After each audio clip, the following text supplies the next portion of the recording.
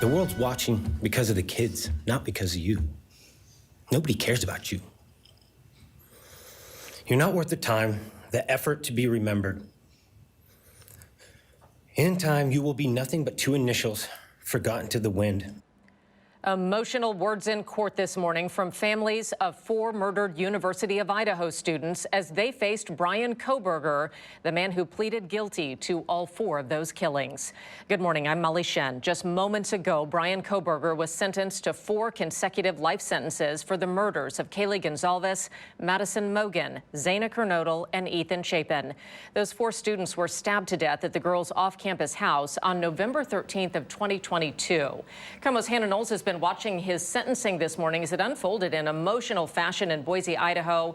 From the live desk, Hannah, we heard words of deep sorrow, also vengeance from surviving roommates and the families of the students. Well, it's really hard to summarize everything that we heard and saw from inside the Ada County Courthouse today in Boise, Idaho. Parents, grandparents, siblings, they all took turns speaking directly to Bryan Kohberger, who has admitted on all counts to killing Kaylee, Madison, Xana, and Skagit County's Ethan Chapin. Now, this is some video from the courtroom that we're showing you now. Bryan there, sitting in his orange jumpsuit, emotionless and still. Through it all, we never saw him break character. The sentencing started off with devastating testimony from the 2 surviving roommates, Bethany and Dylan, who were inside the house the night Kohberger broke in and killed their roommates in their sleep. It was gut-wrenching to really listen to these statements as the 2 girls described the fear, anxiety, and PTSD they still experience to this day. And then from there, we heard from Maddie's family, her stepdad, grandmother, and her biological father, who actually read out loud the last Father's Day card that he received from her. After that, we heard from Kaylee's family, her father, sister, mother, all very emotional before they took to the court. Then they took a quick recess. Here's some comments that we did hear. Evil does not deserve our time and attention. We are done being victims. We are taking back our lives. You plant fear. You tried to divide us.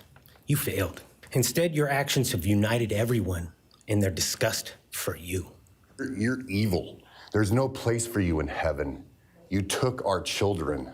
You are gonna suffer, man.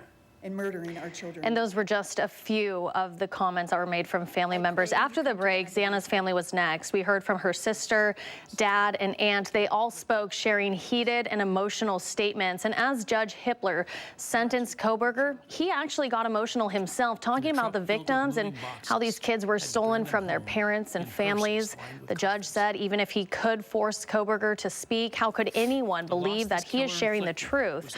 And that by focusing on the why, it gives Kohberger the power that he craves. And without this case going to trial, we may never know exactly what was behind this. We do not know if, but we do know that Kohberger will spend the rest of his life in prison behind bars.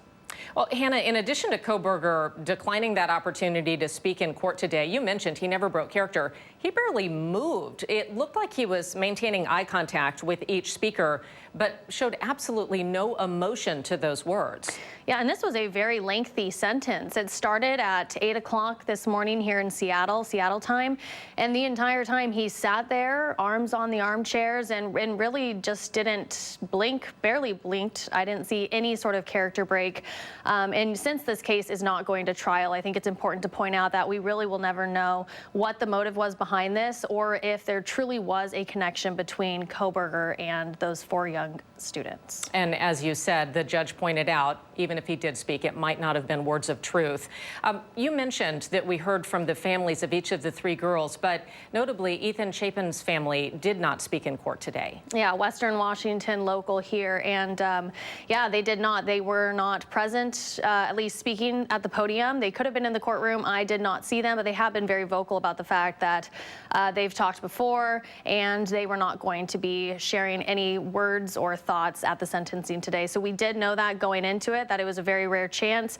One of the things that really surprised me the most was that the 2 surviving victims, the roommates, they did speak. One was through a letter that a friend read, but that was very emotional to hear. And of course, the family, just anger, emotions, some apology, some said we forgive you, some were very heated and full of hate.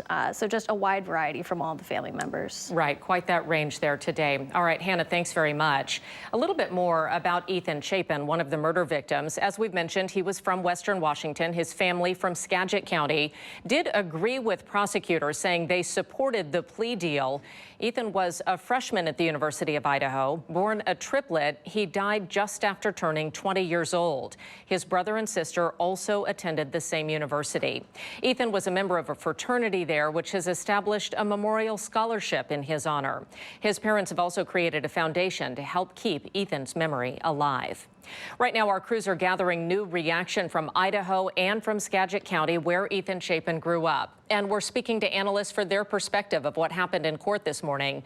You'll see it all right now on KOMOnews.com, as well as on our KOMO News broadcast throughout the day.